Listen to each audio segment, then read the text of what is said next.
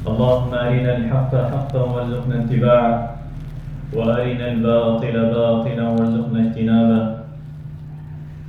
سبحانك لا علم لنا إلا ما علمتنا إنك أنت العليم الحكيم. أعوذ بالله من الشيطان الرجيم.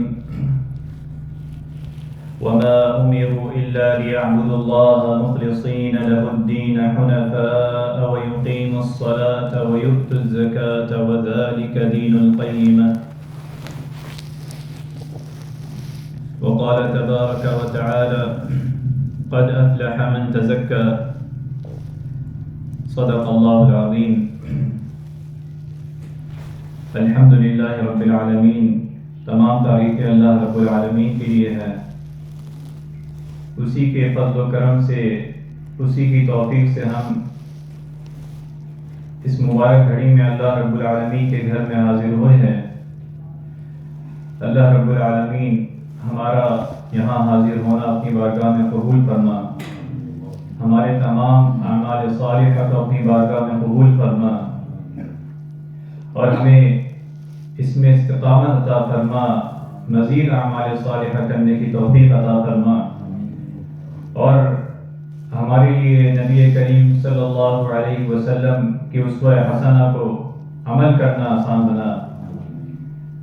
اللہ رب العالمین نے ہمیں پیدا کیا، ہمیں اشرف المخلوقات بنایا، زندگی دی اور زندگی میں سب سے بڑی نعمت دین اسلام کی دی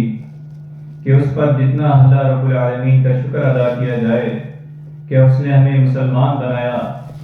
نبی کریم صلی اللہ علیہ وسلم کا امتی بنایا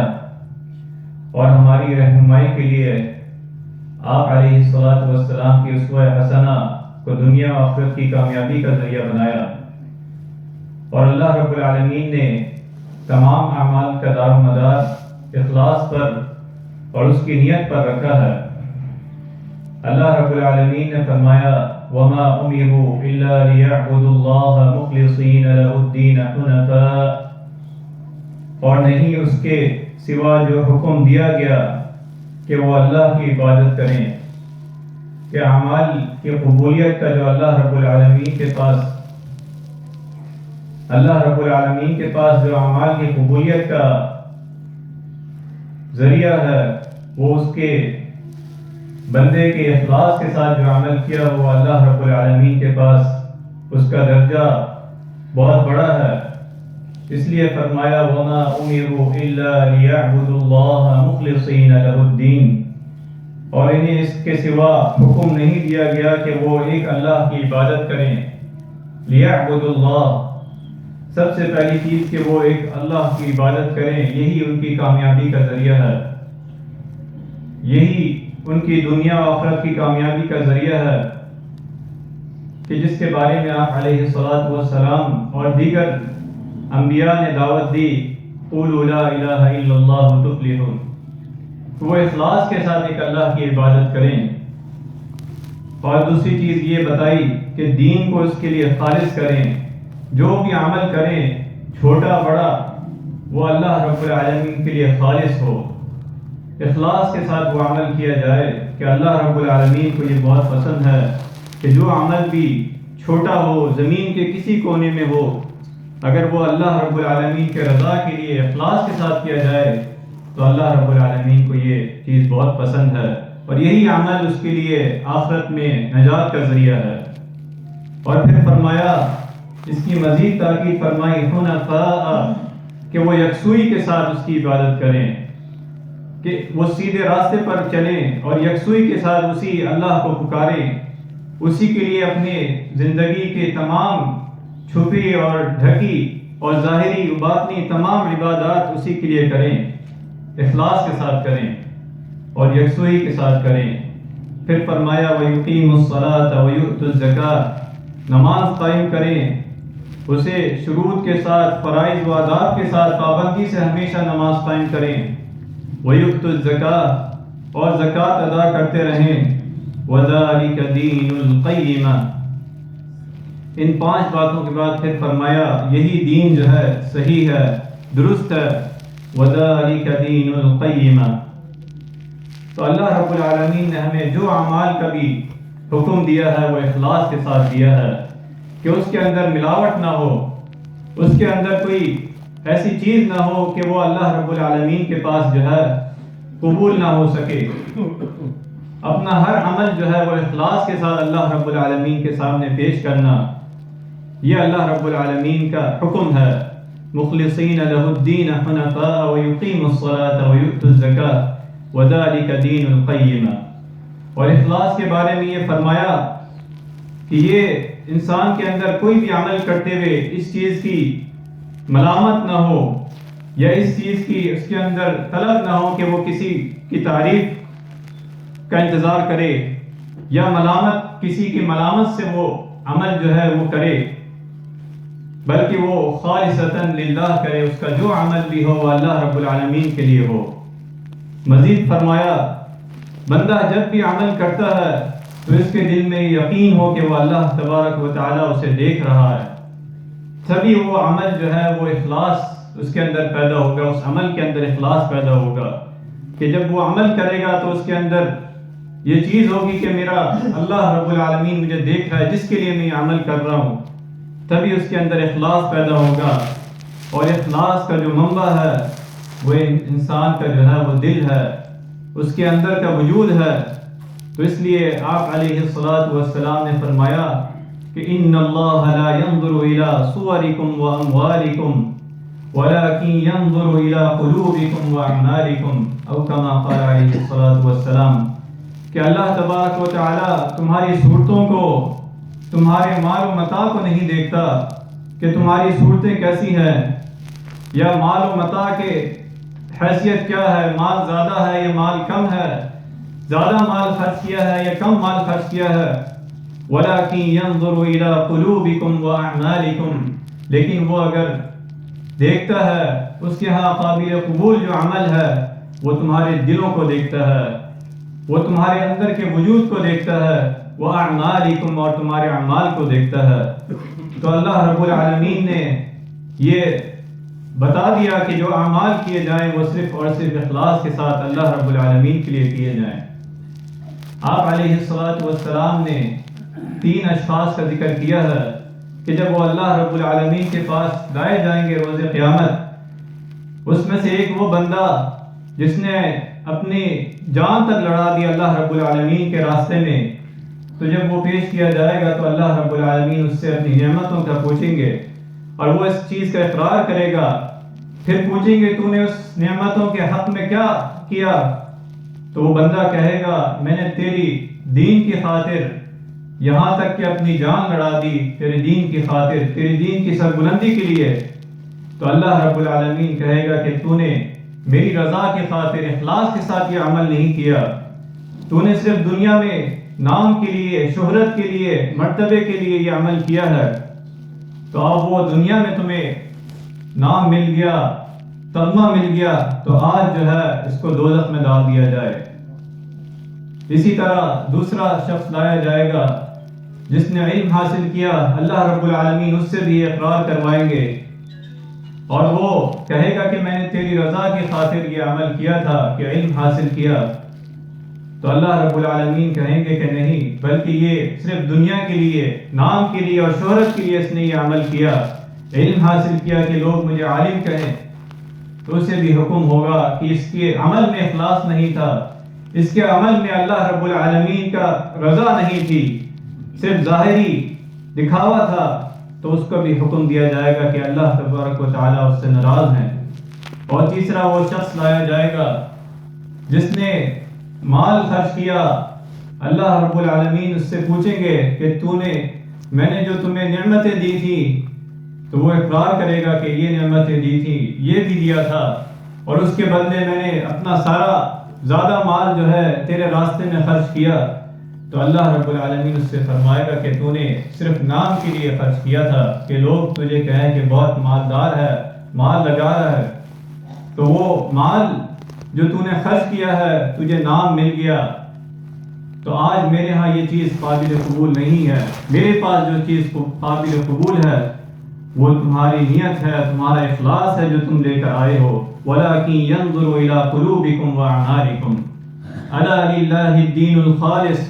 خبردار اللہ کے لیے دین خالص، اسی کے لیے تمام عبادات کی جائیں، اخلاص کے ساتھ کی جائیں۔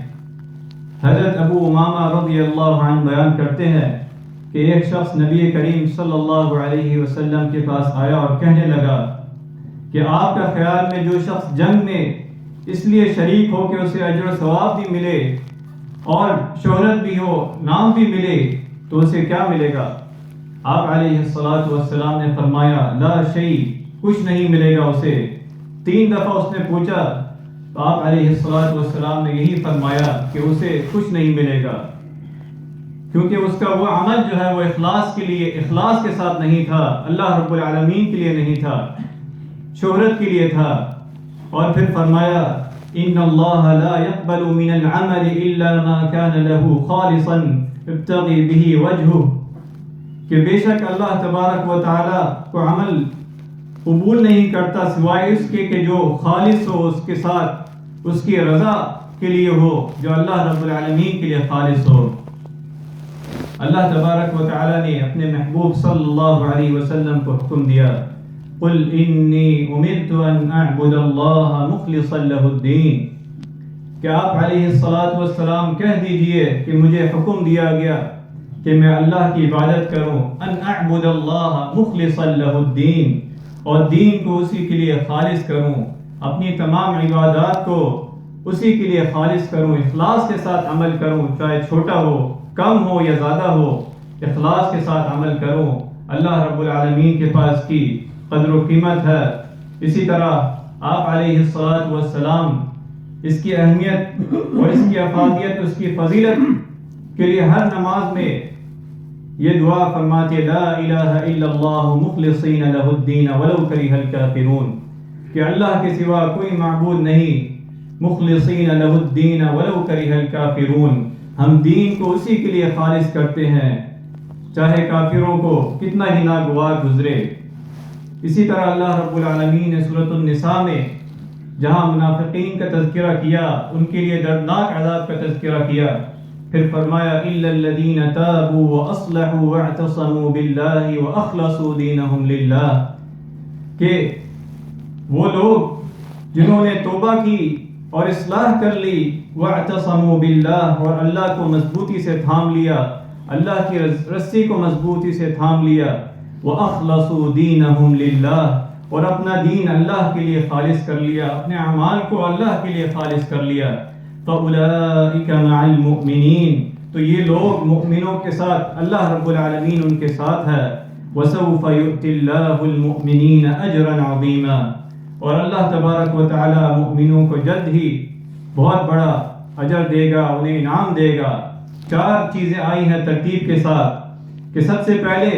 الا الذین تابوا، کہ انہوں نے توبہ کی اپنے پچھلے رویے پر،